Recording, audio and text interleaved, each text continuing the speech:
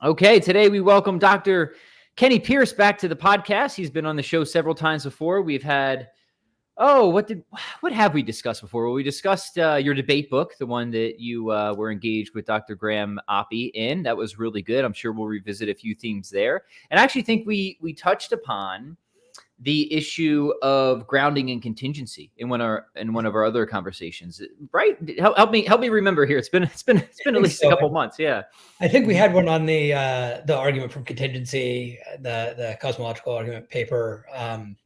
In addition to which is also discussed in that book, right? But I think we discussed it in some more detail. There's a paper in Philosopher's Imprint where I discuss it kind of in more of technical detail than what I get into in the debate book, which was trying to be accessible for beginners. Right. Yeah. Well, great. I think we're gonna discuss grounding and probably tie that into the way that you like to develop the contingency argument. I want to get some of your updated thoughts on that. But before we do, I think there's been some exciting changes in your life. You're at a new institution now, I think, since last we spoke, right? So give us kind of the brief just life updates. I think people might be excited to hear that. Yeah. So after 6 years in Ireland, I returned to the U.S. I'm head of the Department of Philosophy and Religion at James Madison University in Virginia. So that's kind of it was very exciting being in Ireland, but this is kind of for personal reasons. I was looking to get back to this side of the ocean. Right. And so that's my new adventure at the moment. And I'm doing a bit of teaching. So I'll be teaching modern philosophy in the spring, and then next fall I'll get to teach philosophy of religion for the first time since I came here. But primarily I wear my administrator's hat, trying to promote philosophy and religion and manage our general education offerings and that sort of thing. Yeah. Very cool. Well, let me start with this. For people who have seen our conversation and for people who have read hold on 1 second. It's right here. Gotta put it on screen so people can see your book, Is There a God? I'm just curious, have any of your positions shifted or evolved or maybe even completely turned since you published this book? I mean, you advanced several different lines of argument, obviously in favor of theism, and then Graham advances arguments that he thinks favors his position. So yeah, it's been out for a while now. I'm sure you've gotten lots of feedback. I think you even got to speak with Graham a little bit more. So I'm just curious where you're at now. Mm-hmm. Yeah. So that book isn't that far in the past for me to have major changes of mind.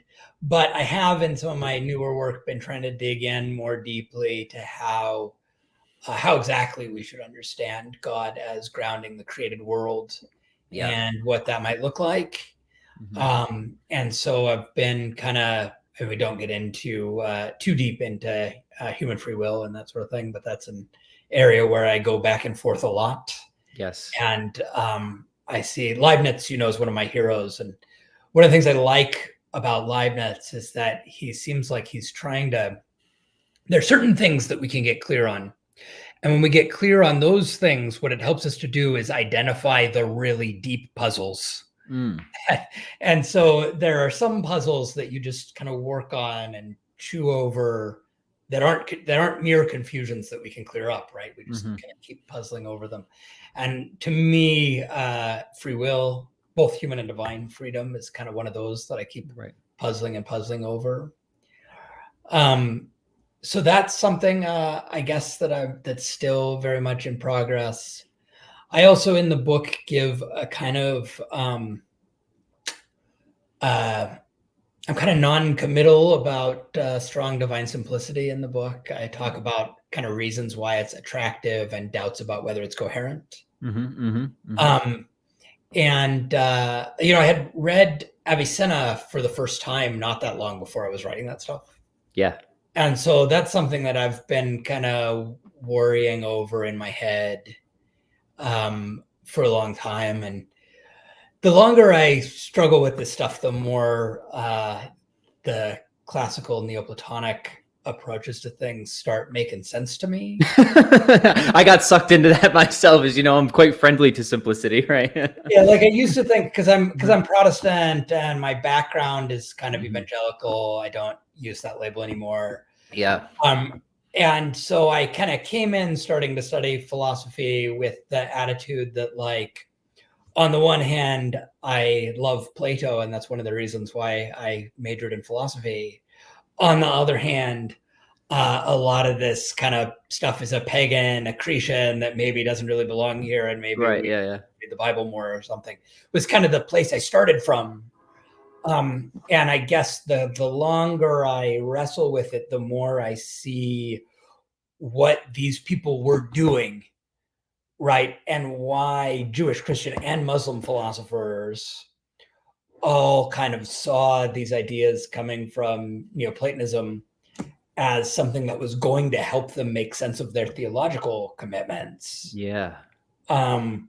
Which isn't to say they necessarily got it 100% right. Right. But it's less just like you're not allowed to agree with Plato, and more Plato is actually helping us solve problems that we have, right? Yeah. So I kind of want to dive into that a little bit more, because it's really fascinating. I did not grow up Christian, but I became convinced of theism, and the theism that really convinced me was simplicity. And simplicity was actually like really attractive to me, right? Because there was just something about it where it's like, man, if there is like a coherent answer or an adequate answer to like every coherent question that could be asked, it seems like it'd be in that thing, right? Which I loved about your book about how to reduce brute facts to zero. And in my own, I tried to marry your thought with this Neoplatonic thought of like, I thought like these are the things that seem to go together to give us that sort of that entity that we need to affirm the like complete intelligibility of reality. And that seemed very attractive to me then. And then that actually kind of brought me into Christian traditions, right? So I'd just be curious, like more of your thoughts on that, because it is something that, I don't know, it probably splits my audience right in half, right? It's like, no, everyone's got an opinion on simplicity, and like nobody's lukewarm about it, right? They're like, no, this is incoherent, this is nuts, you don't need it, you can just appeal to the notion of perfection or something like that. And there's other people who are just like, no, it's simplicity or bust, right? When it comes to intelligibility and complete explanations and stuff. So I just love for you to just, I don't know, speak more to it. I'm just very curious. Yeah. So, I still really don't think that I can make sense of a simplicity doctrine as strong as Avicenna or Aquinas. Mm-hmm. Aquinas is maybe a little bit less strong than Avicenna's because he has to make room for the Trinity and stuff like that. Yeah. So Avicenna maybe is the really radical one, and Maimonides following him. Yep. I'm still not sure I can make sense of a doctrine that strong, but part of the thing that is challenging for me about it is that I'm not sure, and this actually connects with your paper draft that you were sharing with me about constituent ontology. Oh, did you take a peek at that? I did take a peek at that. I'm not sure that I buy the kind of metaphysics of created things that they have, and so the way they contrast God with created things doesn't always make sense to me. Mm-hmm, mm-hmm. So these people are saying, well, look, for Socrates' wisdom is this like real thing that exists that's different than Socrates himself. And the fact that Socrates is wise, like, depends on Socrates' wisdom being a really existing thing or something like that. Mm-hmm. And God couldn't be like that. There couldn't be this other thing, God's wisdom, apart from God. Right. I'm not sure Socrates could be like that. Mm-hmm, mm-hmm, mm-hmm. So I'm not sure that contrast quite works for me. Mm-hmm. And then I'm not sure what they're getting at with the things they're trying to say about divine simplicity. Right. That's part of what's going on in Avicenna, is that he's one of the first to kind of draw this essence existence distinction in the very clear, explicit way that he does. Yep. And he draws that distinction for created things specifically in order to show that it can't be applied to the necessary existent. Right. But so it seems like the more I think about it, maybe I have more of a problem with their metaphysics of created things. Yeah. Metaphysics of God. Yeah, so that's interesting. I guess so the way I guess there's different ways of cashing out. Somebody who really inspired me is Barry Miller. Have you read his work much? I haven't. I've seen it referenced other times, not just by you, but so he does hold to a theory of property instances, mm-hmm. and he contrasts it with trope theory in, I think, interesting ways. And I think I've read something where I think you've mentioned trope. Would you put yourself in that camp as a trope theorist? I don't think so. I lean really nominalist most of the time. Okay, so that's going to influence things, right? Yeah. So yeah, I think Miller want to say that he holds an account of property instances, and it's a little hard for me to say, like, is this really different than Aristotelian forms or not? He's got like one footnote where he says you might think of it something like that. So he wants to say, yeah, there is something like Socrates' sittingness, right? But it derives its individuality from Socrates, which is sort of the reverse of trope theory, where something gets its individuality by being like a compresence bundle of tropes. That intuitively definitely seems right to me. Like if you're going to take one of those, I would for sure go with Miller's account of property instances. But I agree with you that I think the reason you get simplicity or might be motivated by simplicity, I think this is actually entirely right, is whether you think that their general philosophy of nature or metaphysics is correct, right? It's that system that sort of entails simplicity. So if you've got a problem with that system, if you're like an ostrich nominalist or something like that, then of course you're not going to sign on for the whole pro. I'm not saying that's you, but if you just have a general problem with that system, of course you're not going to follow the chain down to simplicity, right? Yeah, I like late Wittgenstein a lot, and so I'm kind of I do find more attractive the what's now being called the grammatical Thomist approach. Yeah, like Brian Davies and Simon Hewitt and these guys. That on that approach we can do it more at the level of language or meta language, where like it's part of the sort of language games that we play in the ordinary world with the objects of sense, that we can talk about them in these various ways. And there are reasons that we can give for why it must be a mistake to talk about God in those ways. Yeah. And we do it at the level of language. I actually have an easier time seeing maybe what we're doing. So that's interesting, because then you might like Miller, because he follows Dummett and he thinks that language is a mirror of ontology, right? So he's getting, his object and property from subject and predicate, right, with atomic propositions. And that's how he's kind of building out his constituent ontology. And he defends it. So he's not doing like the approach that Aquinas does as like a field metaphysician and philosophy of nature. He's working through a philosophy, which he defends. He thinks that this is like, he's like, it might be a dusty mirror, but it's the only mirror we have, right? Right. Right. And then he'll say like, and then once you get that, it doesn't even make sense to say that God exists. Like that's logically sloppy. You should say exists with an exclamation point, right? Or so something like that, right?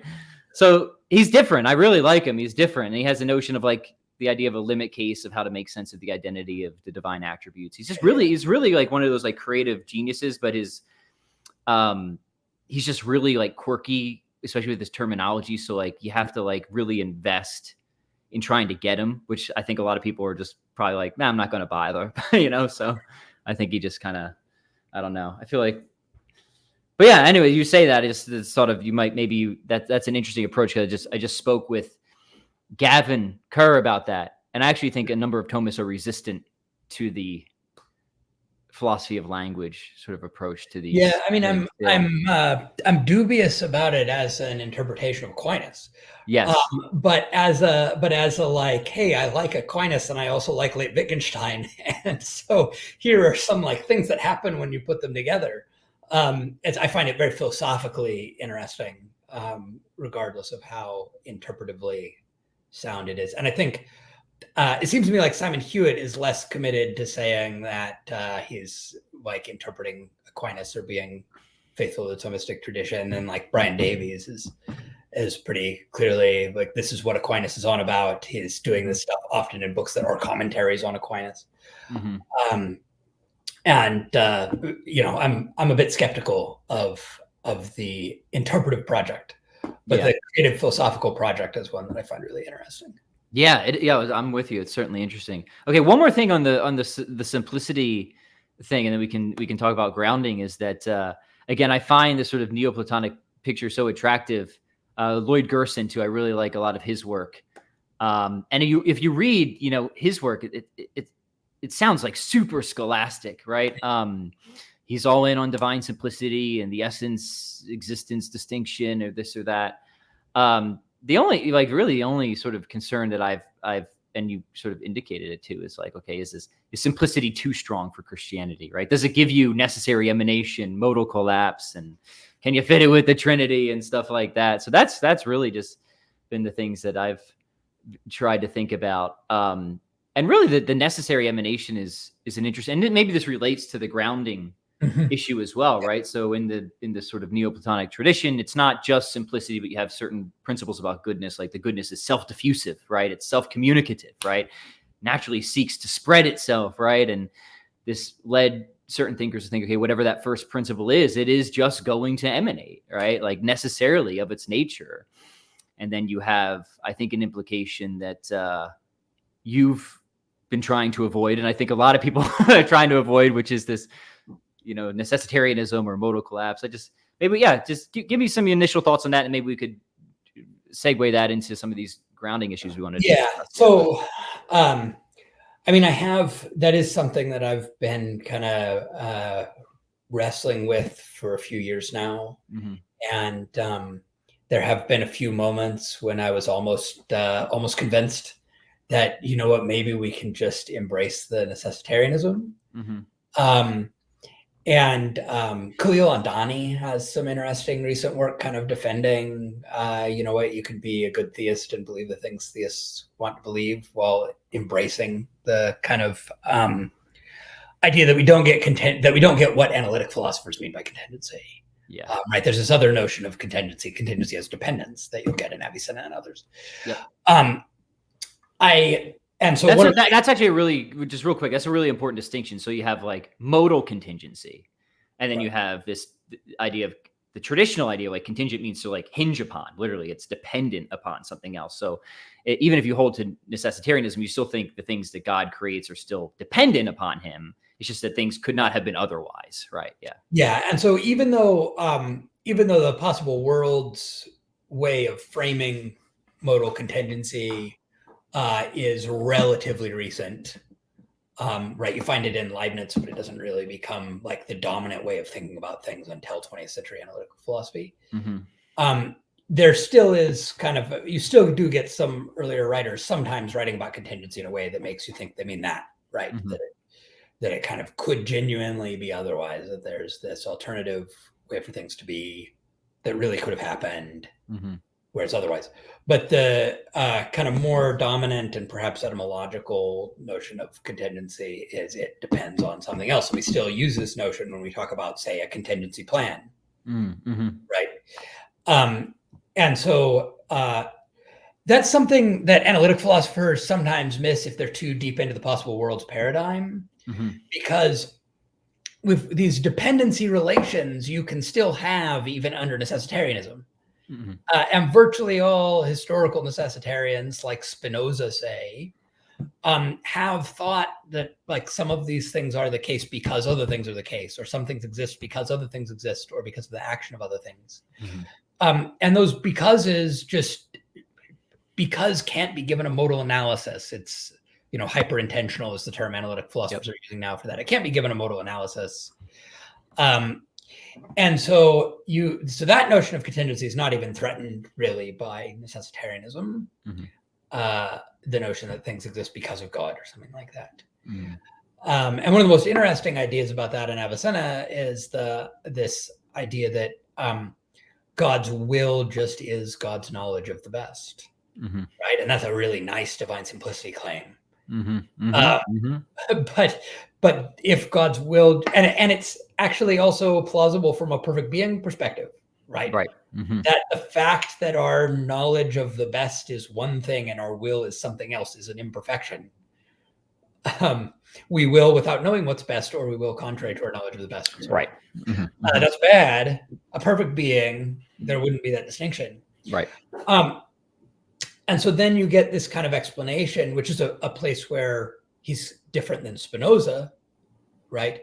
You get this explanation that actually is in terms of goodness, in terms of a plan in God's that God knows, right? God's knowledge of a plan.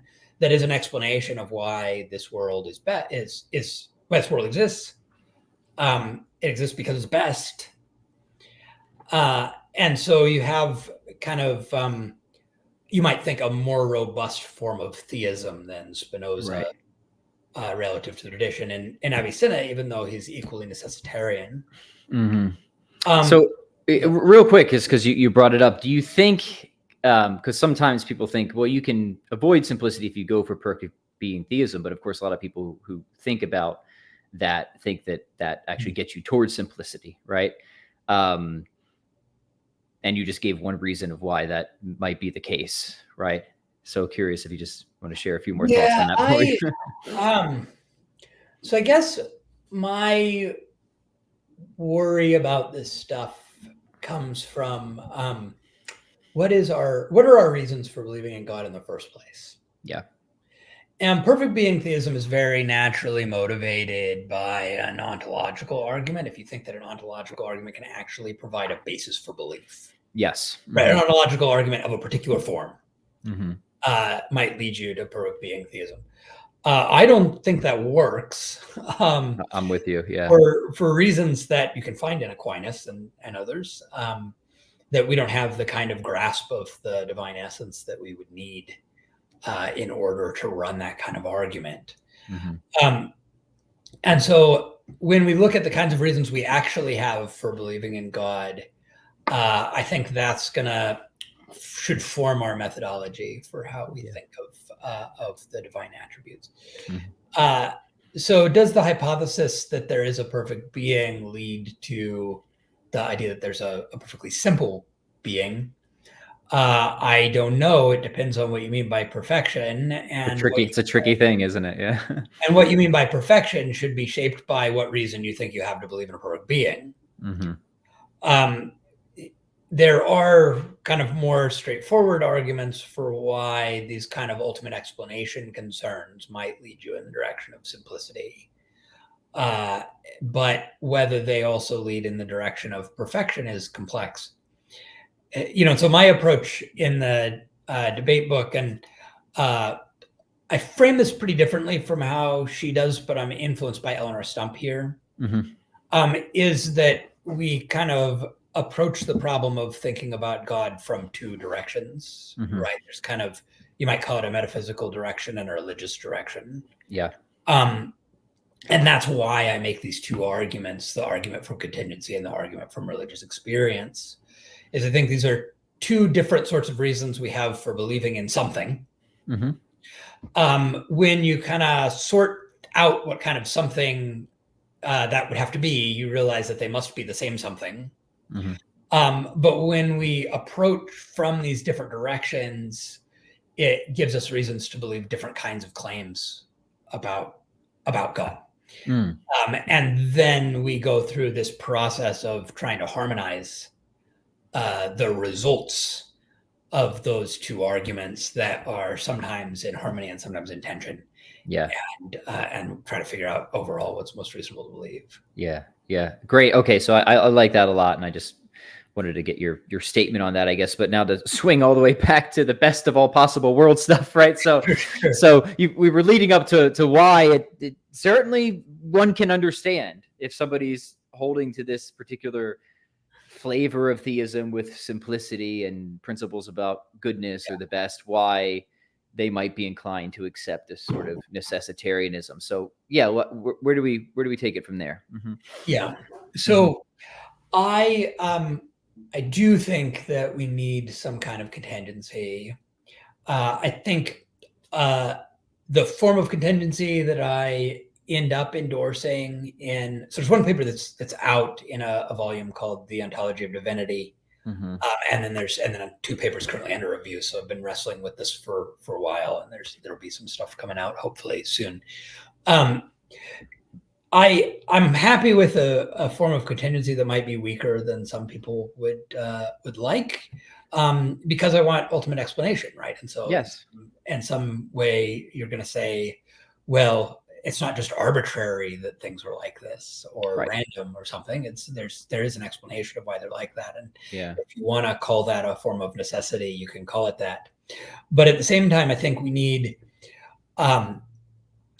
objective metaphysical distinctions between, you might say, different strengths of necessity, and saying that kind of some of these things could be otherwise in a stronger sense than others. Mm-hmm.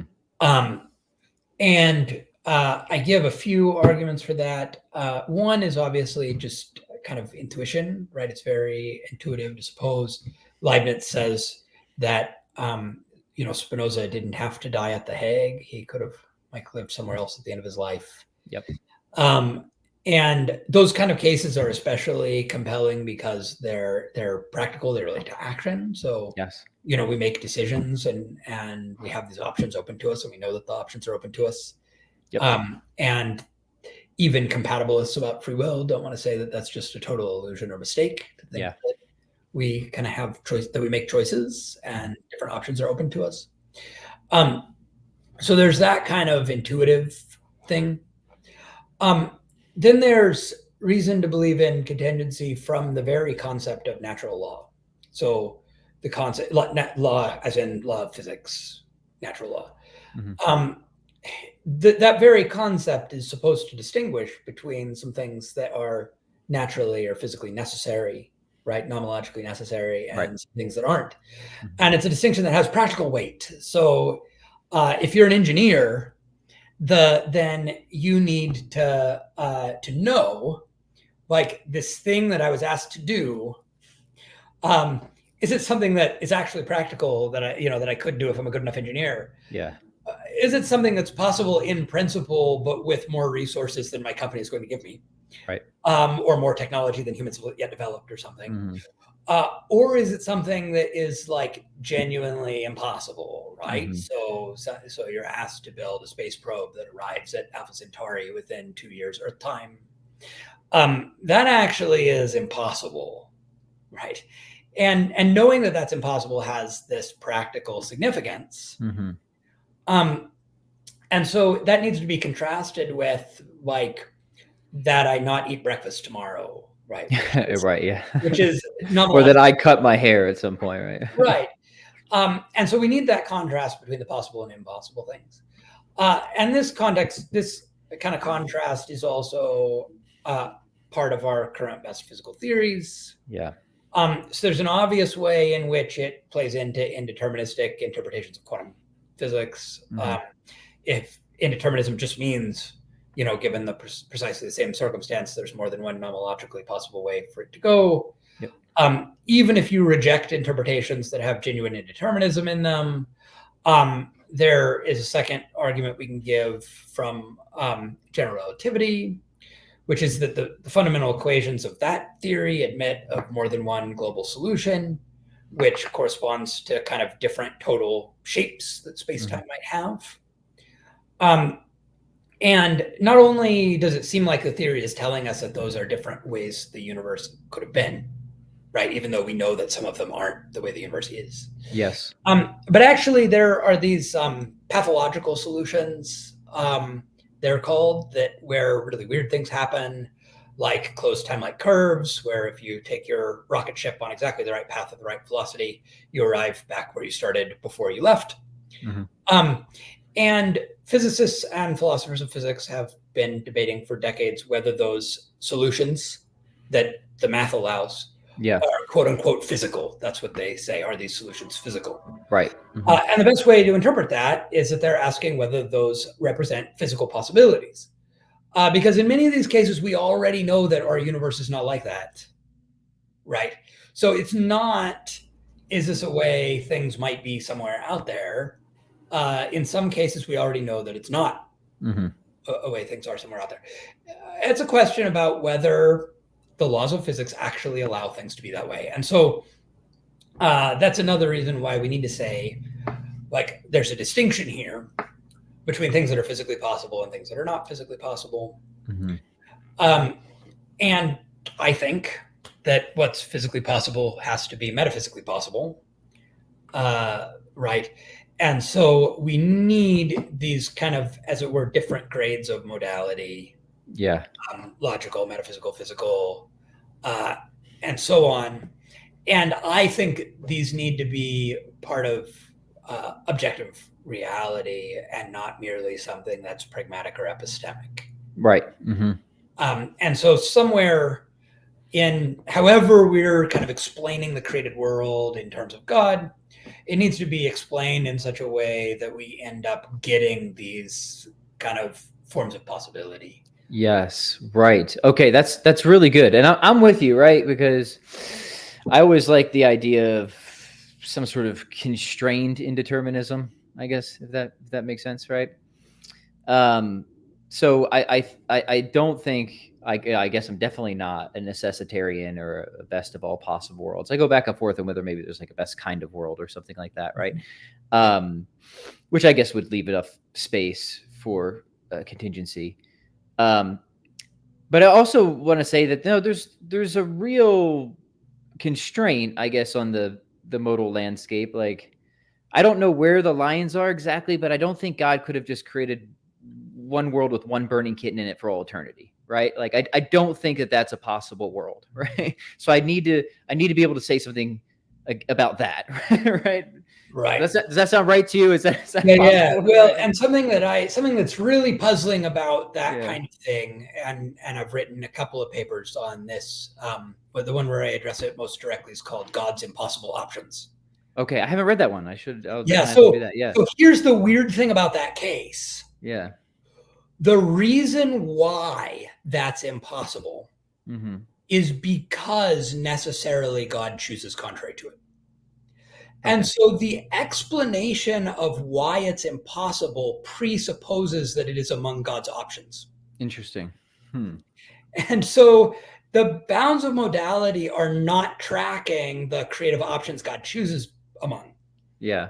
And the way I see it, and this is this paper in this book, The Ontology of Divinity, that just came out. My paper is called Why Not God? And it's about how God's choice explains why various things are not the case. Yeah. So my idea there is that we can actually distinguish the different species of modality based on how the explanation works. So kind of every state of affairs that does not obtain, somehow it's because of God's choice that it doesn't obtain, right? But those explanations go different ways, and we can distinguish the different species of modality based on the different ways those explanations go.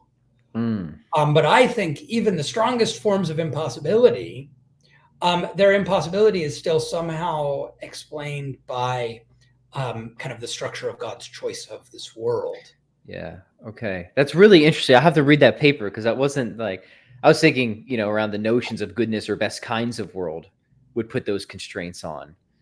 And you're thinking about this in a totally different way than I would. Because it has to do with it does have to do with God's goodness, right? Yeah. But God's goodness ensures that necessarily God chooses contrary to that. Oh, okay. I see. So it does connect. Right. Okay. Yeah. And yeah, so, right. and so so that explanation, because it's an explanation in terms of God's goodness, it presupposes that this kind of is one of God's options. Yes. An option that God necessarily chooses against because of God's character of perfect goodness. Yeah. Okay. I like that.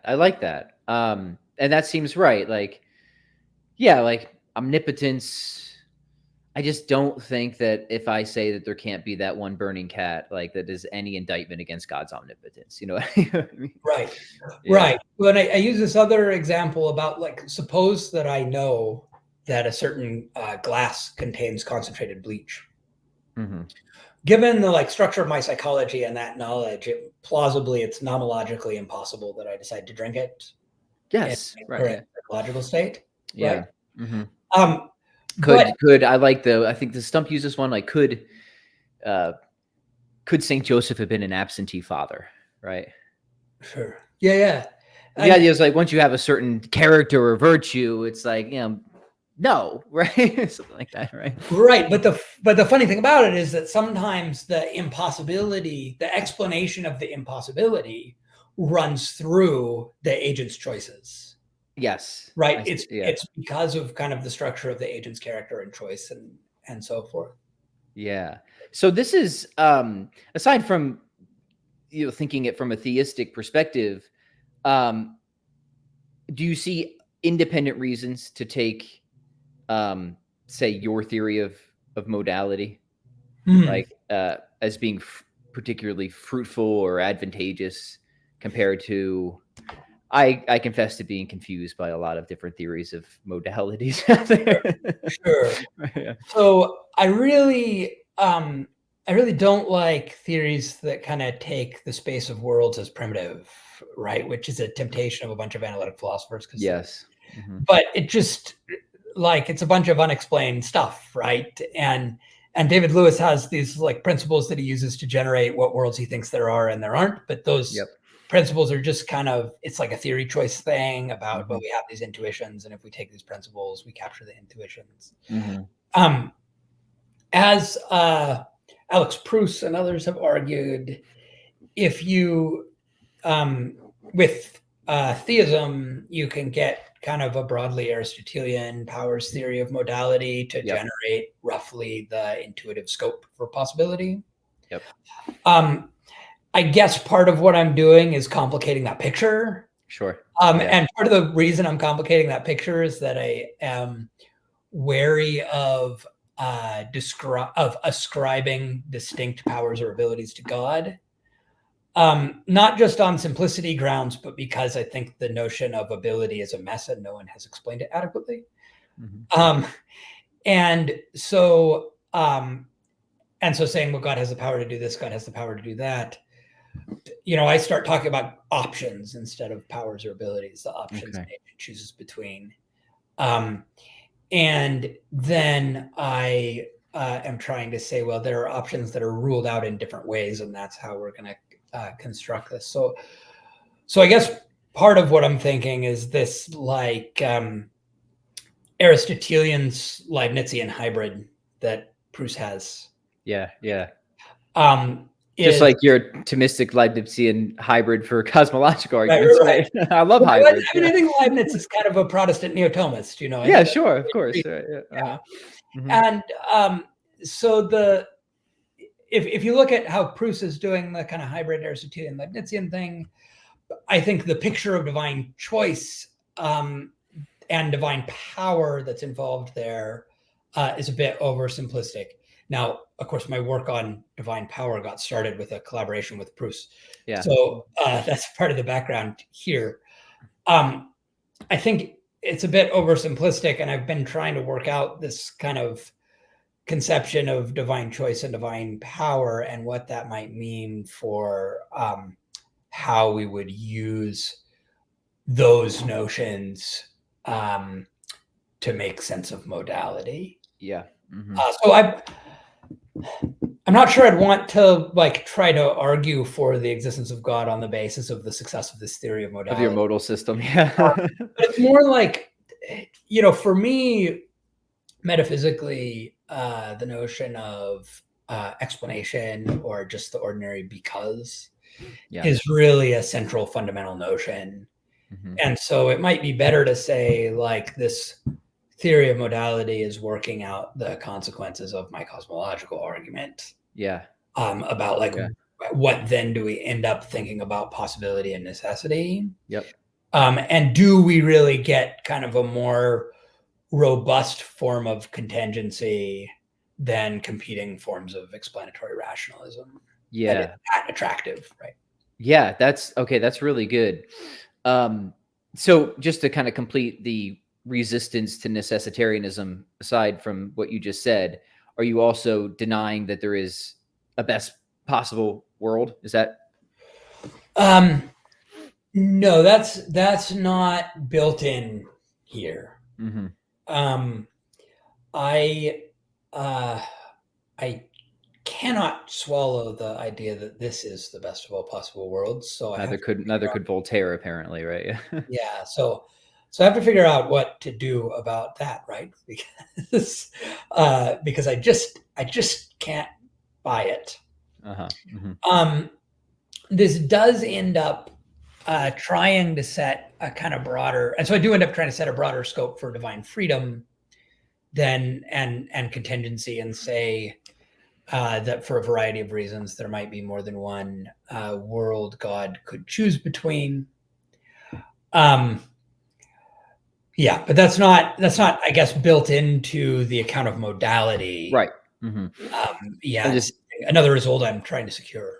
Just in your general way of thinking about necessary emanation or things like that. Because I mean, that's generally what I think a lot of theists who aren't necessitarians want to say, is that, okay, maybe there's best kinds of worlds, or, maybe there's some lower bound, right? Which I certainly agree with. I think there's a lower bound, like God won't go below that for reasons we just talked about. but is there a best?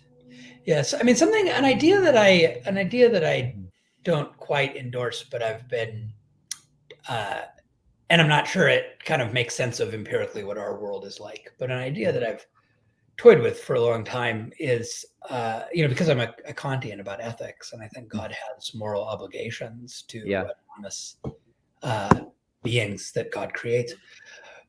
I've wondered about what if God has an obligation to create a world that the world that would be best if all of the creatures made all of the best choices. If they were the best, yeah, in the creature's hands, and that it's plausible to me that could be true even if compatibilism is true. Yeah. And it might be that like that world doesn't actually, that somehow, right, the world that would be best if all the creatures made the right choices is necessarily not right. Necessarily doesn't turn out right. Right. On kind of compatibilist grounds. That's an idea I've toyed with for a long time, but not quite brought myself to endorse. Yeah. No, I like that idea.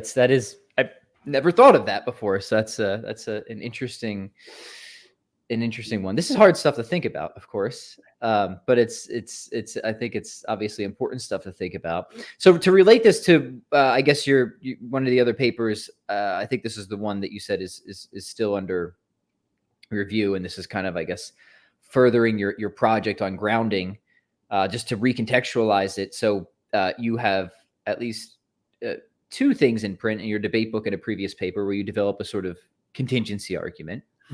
But you focus on this idea of grounding or deep dependence relations, which inspire me to ask the question: Is this just essentially ordered causation, right? With the medievals, with those crusty medievals we're talking about, right?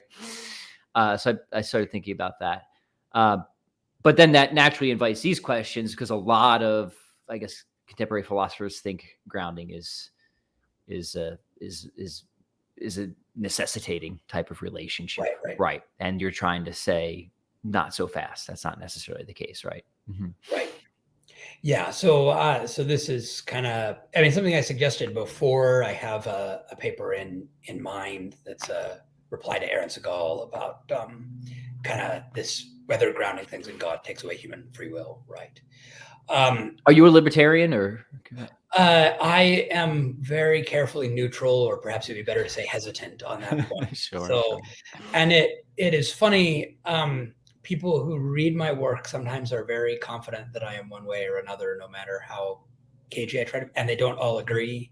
Yeah. And I have occasionally, when I submit things anonymously for peer review, have had people claim that I'm misinterpreting myself. Because they're sure you're getting Pearce all wrong. Yeah, they're sure that I'm a libertarian or sure that I'm a compatibilist, no matter how hard I try to say. Like, it's got to be a treat to see that report. Yeah, I have views about what's the best version of libertarianism and what's the best version of compatibilism, but I don't know how to choose between those best versions, right? Uh-huh. And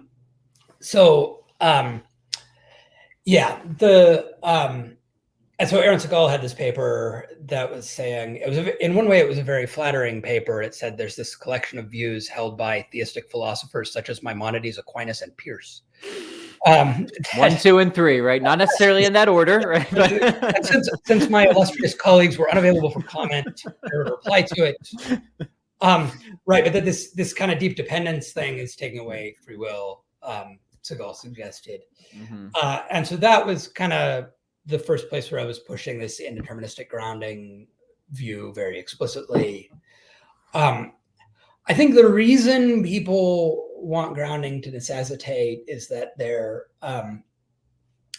they have a view about complete explanation. There are a few philosophers who've made this explicit, but I think a lot of them hold it implicitly that, a full ground is a complete explanation, right? And a complete explanation needs to rule out all of the possible alternatives. Mm-hmm. And so a full ground had better be necessitating. Yes. And I think that logic of explanation is a mistake. That's right. Yeah. And you discussed that at the end of the paper, but yeah, give us those reasons. Yeah. So I think, one line on this is that like indeterministic causation in physics provides complete explanation. We don't want to say that kind of the data recorded by the LHC is not completely explained by the state of the experiment and the laws of physics and so on. Yep. It's fully explained. But it's fully explained in an indeterministic way, right? Because the data didn't have to come out exactly that way. There is a whole bunch of kind of indeterministic, probabilistic events going on in there. Yeah. Similarly, I think people who are libertarians, so here's one of my kind of deeply held views about free will. Here's something I'm confident about. Yes. No event is an action of mine unless I figure in the right sort of way in an explanation of that action. Yes, right. And so if you're making actions less explained, then you're making them less robustly my own and therefore less free. Yeah. And so the libertarian had better not think that the indeterminism involved in free will is making things less fully explained. Yeah. They better instead think that the indeterminism is making sure they're explained in the right way, the right way for it to be a free action. Right. And then what I want the libertarian to tell me is, what is that right way? Yeah. Right. That's interesting. There's one of my other favorite debate books is Haldane and Smart. Have you read that one? I haven't read that one. This one comes up, and he's dealing with the typical, if not determined, random, right? And he says, no, there's a third way. There's reasons-based action, the scholastic model of reasons. And this is a type of explanation, and he thinks it's a totally adequate and complete explanation, right? So he says there's a way to go between the horns there, right? Yeah. So I think that's what the libertarian needs to say. But if you're saying that, then again, you've got complete explanations that don't necessitate. Right. And so there are, I think, kind of reasons for denying this logic of explanation. That's thinking that things aren't completely explained unless they're necessitated. And then there is motivation for thinking that could apply to grounding as well. This is kind of a distinctly minority position, but I'm not the only person who's ever suggested it. Yeah, it'll become majority soon enough, right? With your contribution, yeah. It seems like there's a few of us who've kind of come to this conclusion independently, Yeah.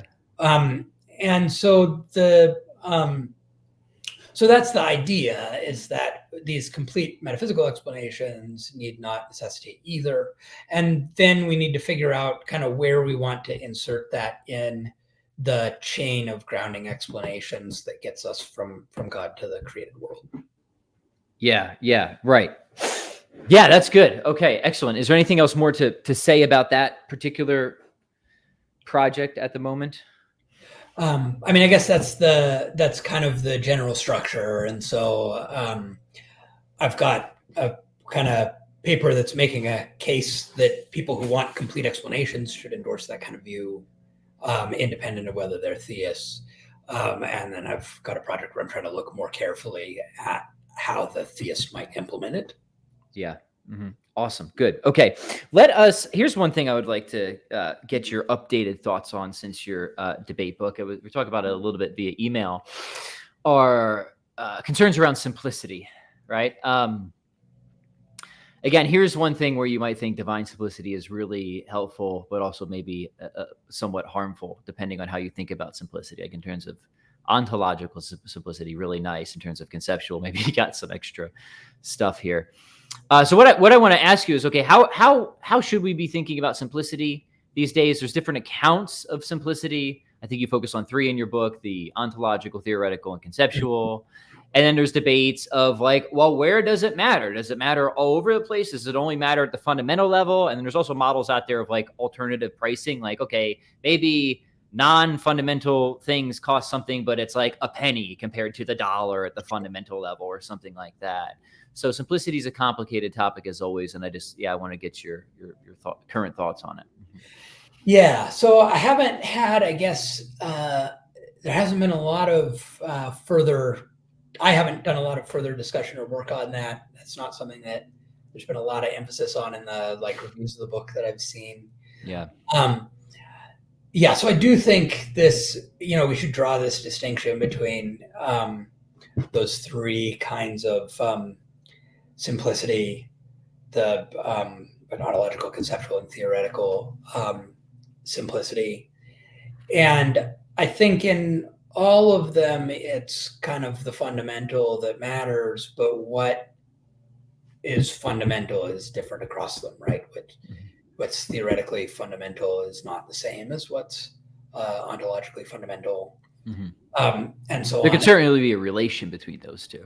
Yeah, but often it's an inverse relation, right? That is, often you need, for instance, a very complex theory or a complex collection of concepts in order to get a bunch of diversity and complexity in the world to arise from a simple ontological foundation, right? And so they are related, but sometimes they're related inversely, where you're like trading one out for the other. And I guess I'm really attracted to the ontological simplicity angle on that. I'm with you. But I agree with Graham Oppy that we kind of nobody has produced any very good argument in favor of some kind of objective weighting between the different kinds of simplicity. Nor can we even say like we don't have a point system for like a measure. We can't just math our way through it, right? Right. And so some people seem to think that, right? We could just math our way through hard questions in philosophy, right? That's right. And so so I kind of see how you might think there are forms of complexity that I'm introducing that you might think that a naturalist could do without, and somebody might just care more about those than I do, or care more about those than they do about the kinds of gains in simplicity they might be making. Yeah. So do you think are you optimistic, or do you think that it's hopeless, right? Because like sometimes I like the way Oppy does it. Like I forget if it's in this book or one of his other books, but he essentially raises a bunch of issues like we're talking about. But he's like, I think we can get along just well enough anyways. And I'm like, wait, can we? Because these like seem like really big issues, right? Yeah. To try and actually like make these sorts of assessments, So like I go back and forth. Like sometimes I'm like, okay, to the extent I think we can go along with, I think theism has a really good case, but sometimes I just like would think like, I don't know, man. Right? I really don't know, right? Yeah. I think in some ways these appeals to simplicity aren't that much different than appeals to intuition. It kind of regiments a certain kind of intuition, a like feeling of attractiveness to one. It's a way of talking about what makes theories feel attractive to us, right? Yes. That makes sure, I guess, that they're feeling attractive for appropriate theoretical reasons, and not some kind of inappropriate reason that we shouldn't do theory choice based on. Something like that. But in a way, it's a lot like intuition, and to me, these kinds of things are they're what we do when the stronger forms of reasons run out, right? When like, you know what, I care a lot about this question. It's hard for me to just be neutral and suspend judgment on it. I want to make the right, I want to make a rational judgment about which side is more likely to be true, which side I should endorse.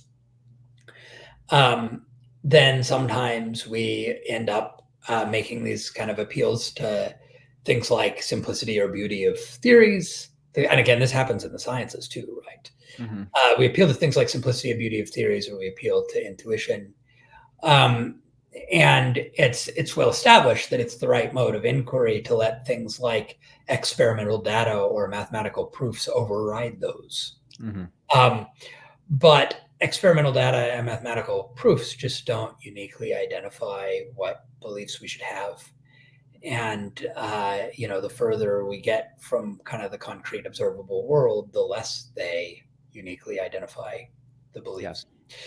And so there's a question about whether we can and should remain neutral on some of these, which is a respectable position. But for cases where someone thinks there are good reasons not to remain neutral, or you just find that psychologically impossible and have to come down on one side or the other, these sorts of considerations are, in my view, rational considerations. Yeah. And so we all just kind of conscientiously reflect and do the best we can. And pointing out these kind of considerations is a way to help others conscientiously reflect and do the best they can. Yes.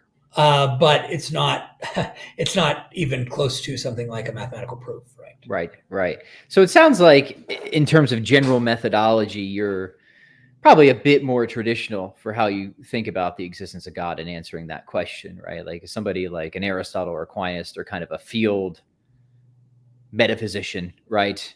And they think that you go out into the field like metaphysicians do and frolic around and try to carve reality at its joints and uncover the necessary conditions and then eventually get to God. Whereas a lot of what's else is going on in these debates are just, it's just theory selection, right? Like you kind of construct a big picture, right?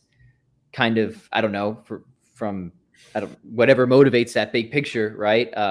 What you think science is telling you, or maybe scripture or something like that, and then you kind of look at the virtues and explanatory comprehensiveness and simplicity and stuff like that, right? I mean, these seem to me quite different methodologies. Yeah. Mm-hmm. So I guess I see those approaches as kind of in dialogue with one another. Yeah. And that might be how I describe my methodology, as a dialogue between those two approaches. Yeah, I actually like them both too. Yeah. Mm-hmm.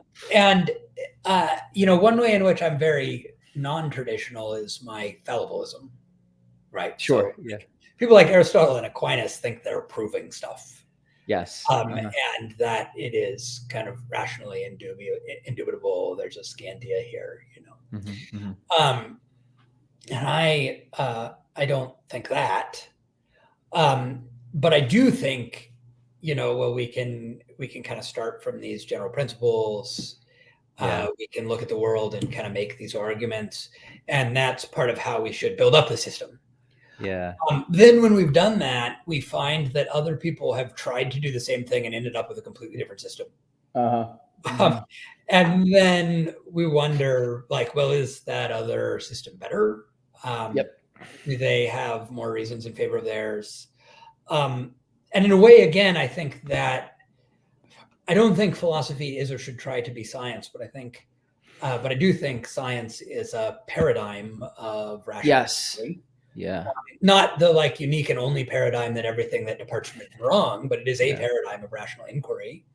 And you do see this kind of happening in science, right? Where people are doing sometimes literal mathematical proofs, or sometimes using certain kinds of approximations or things, and they're arriving at conclusions and they're building up this whole system. And sometimes there is a competing paradigm that's going on, that's kind of proceeding at the same time. Yep. And they both kind of build up their whole approach, their grand theory. They try to derive the phenomena from their theories. They get different results. We do experiments. The experiment matches up with one maybe and not the other, but maybe the one that didn't predict the experiment has an explanation of what's going on there. Yeah. After the fact. And so there is this kind of theory choice thing that happens, right? It happens a bit maybe after what you're calling the field metaphysician thing. Yeah. Where it just seems romantic, doesn't it? The field metaphysician. Yeah. Yeah.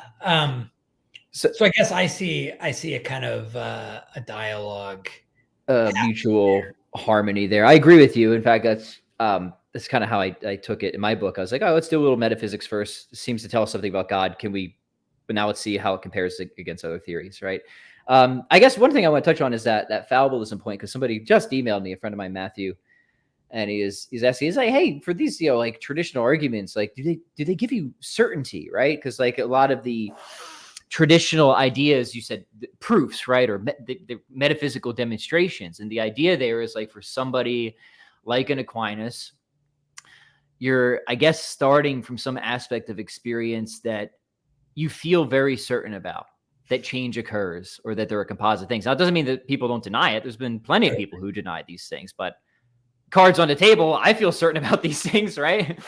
And then, you go through certain steps that are, each of those are just effectively as undeniable, right? For change to occur, there has to be an act potency division, blah, blah, blah, blah, blah.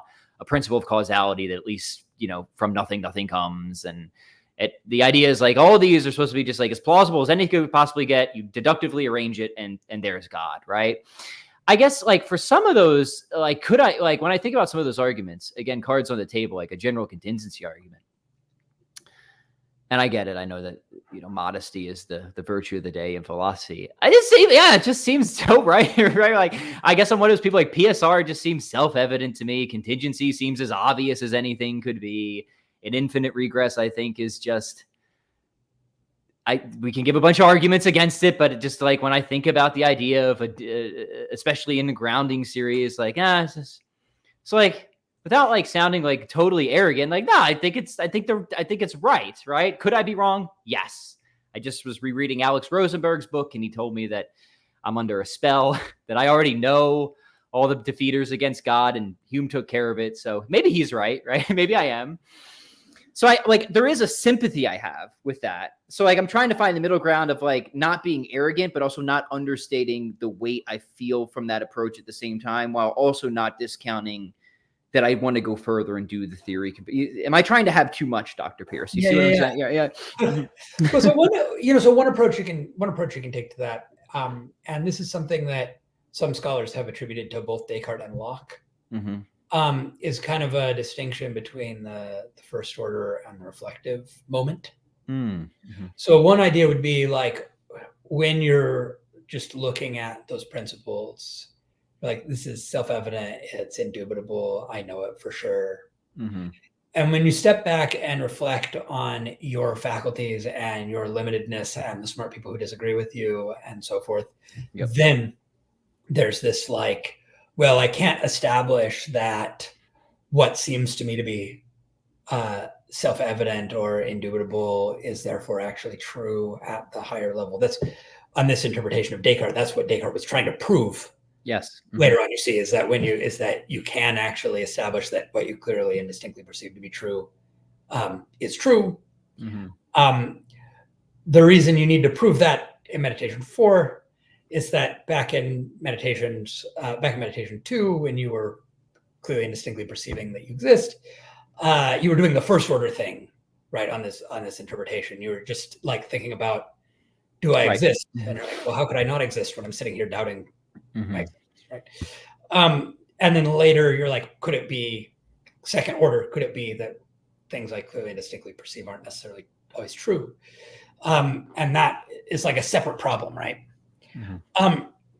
So there's a way in which you might endorse fallibilism at that kind of reflective level, right? While also thinking like at the first order, when I'm in the process of doing the thing, I have this kind of justified certainty. Sure. I just am not good at stepping out of that reflective mode because Descartes was the first serious philosopher I ever read, and because I have been doing. He'll set you down a road of skepticism. That guy, he sure will. Yeah. Yeah. So maybe I just can't quite step out of that mode myself. But I think, I'm pretty firmly in the fallibilist camp. I tend to think I don't have certainty about really anything. And even actually some of these claims to certainty that we get in pre-modern philosophers, I think sometimes they're not talking about what we're talking about. That was going to be my next point. Is like, I don't think that the certainty you would find among them is because they talk about things like a moral certainty and stuff like that, right? Yeah. Well, they also say that some things are certain in themselves, but not certain to us. Yes, right. It also says about self-evidence, and Aristotle, it's about self-evidence.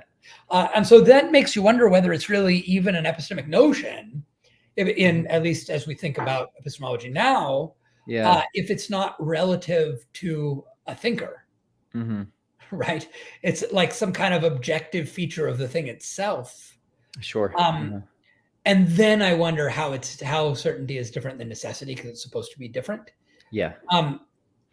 If it's not a like epistemic notion so look, I'm not a real medievalist. I'm an early modernist in terms of my historical scholarship. But I do have these doubts about, of all the things I'm doubting, one of the things I doubt is whether the notion of certainty that occurs in some of these medieval philosophers is necessarily contrary to all forms of doubt. Yeah.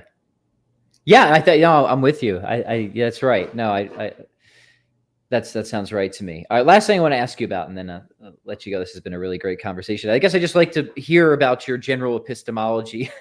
What do you think? What do you think the case is? Right? Are you an internalist, externalist? Is there any school of epistemology that you I see. tend to lean towards? For example, I had an interesting conversation with Gavin Kerr, and I've been complaining about this to certain epistemologists. Is like, where's the divine epistemology? Right? Like, how does God know he's not a brain in a vat? Like, I think theists should want to say something about that, right? Especially if you think that God's a perfect being. So I just threw a bunch of stuff at you. You can take any of it that you want. Yeah. So I think the notion of knowledge is so murky that I don't find a lot of philosophical use for it, and I just talk about rational belief all the time. Mm-hmm. And so in a way you might think my epistemology is very Lockean, heavily influenced, and there's a like direct influence there that I just think Descartes was too hung up on certainty. We should just forget about it. There's not enough certainty to go around. What we have is rational belief, and we should just like try to have beliefs on the basis of the best, strongest reasons that we can. Are you an evidentialist or? Yeah, I think so. Evidentialism could be a bit hard to define. Yeah. Especially because people have different notions of evidence. But I don't think that faith is wholly independent of evidence. Mm-hmm. I don't think that we should believe things that are contrary to our evidence. One of the questions about evidentialism is whether you can be an evidentialist without being a foundationalist. So or whether evidentialism requires you to reject foundationalism. Everything's supposed to be based on evidence. Mm-hmm. So we want some kind of non-circular thing going on there in terms of the epistemic basing relation. But yeah, I don't think any of our beliefs should be exempt from rational evaluation. Mm-hmm. I maybe don't talk about evidence as much as evidentialists do in terms of what it is to have good reason for belief. Mm-hmm. Mm-hmm. I do think sometimes unavoidably we believe things because because when I started thinking critically about this is what I believed, and I haven't seen adequate reason to change my belief yet. Sure. Right. Like that's a thing that's unavoidable that we do a certain amount of that. But I guess I have a lot more use for rational belief or belief based on reasons than for this kind of murky notion of knowledge that I have trouble. I mean, this is knowledge and ability, right? Are two notions that analytic philosophers have spent tons of time analyzing. Right. And I'm just like, the attempts to analyze these are such a mess that I just will try not to use them. Yeah, I share that sympathy. I've been going back just to, again, some of these, I don't know, more traditional, like I'm reading Yves Simone's Metaphysics of Knowledge. I'm like, now this is really interesting. He's not interested in the same sorts of issues, Gettier problems and stuff like that. But like, there's something that seems very fruitful and productive about this particular project that doesn't get enough attention. So yeah, good. Okay, sorry. I just wanted to just mere curiosity there, picking your brain. So before we say goodbye, what any final words? Anything else you want to say that maybe we forgot to get out? Otherwise, what are you working on? What should people keep an eye out for? Sure. So the big project that I'm still trying to work on is I'm working on a book on the religious context of Berkeley's philosophy. So that's right. Mm-hmm. I've been kind of mining Anglican sermons and pamphlets and so forth for philosophical material in the 18th century, trying to figure out what the stuff Berkeley's reading that we've forgotten about might be.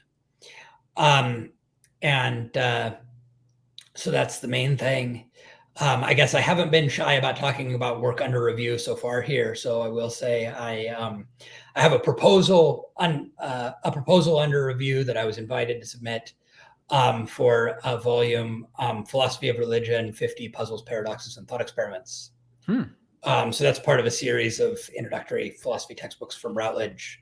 There's an epistemology one and an ethics one and so forth already. And so I hope to be writing the philosophy of religion one over the course of the next few years. Oh, great. And it'll be a kind of introductory kind of survey of a bunch of topics in philosophy of religion, each one introduced through the lens of a thought experiment. Yeah. Oh, excellent. Well, once that is nearer to release, we'll have to bug you to come on again and talk about some of what's in there. Yeah. So expect that on a 3 to 4 year time. Oh, okay. Well, we'll get you back before that, hopefully. Yeah. Slow this process is. Yeah, but very good. Okay, excellent. And people, you already teased some papers that are coming out. Dr. Pearce, I appreciate you. I appreciate all the work that you've done. The gears are already turning. I've learned a lot in this conversation, and you've already given me some God's impossible choice. Was that the name of the other one? Options. Yeah. All right. Faith and philosophy. Excellent. Well, that's going on the reading list as well. So thank you very much.